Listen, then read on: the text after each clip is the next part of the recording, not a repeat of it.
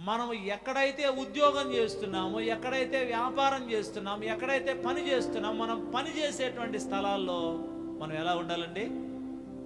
నమ్మకంగా ఉండాలి. అక్కడ మన నమ్మకత్వాన్ని మనం రుజువు చేసుకోవాలి కదండి. మన పై అధికారులు చూసినప్పుడు ఒక విధంగా, అధికారులు చూడనప్పుడు ఒక విధంగా పనిచేసేవాళ్ళు దేవునికి నమ్మకస్తులు కాదు. అధికారి ఉన్నా లేకున్నా వారు నాకు ఇచ్చేటువంటి ధనానికి, డబ్బుకు, జీతానికి ప్రతిఫలంగా నేను చేయవలసిన పని నేను చెయ్యాలి, అంతే కదండి. పని చెయ్యాలి. పని చేయడానికి నేను లంచాన్ని ఆశించే వ్యక్తిగా ఉండకూడదు. నా శరీరాన్ని నేను సుఖపెట్టుకోవడానికి ఒళ్ళు దాచుకునే వ్యక్తిగా, శ్రమ పడటానికి ఇష్టం లేని వ్యక్తిగా నేను ఉండకూడదు.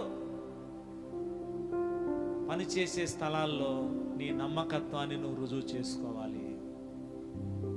ఏమండి, దేవుని దీవెన ఎక్కడి నుంచి వస్తుంది అంటే నమ్మకస్తులకే వస్తుంది.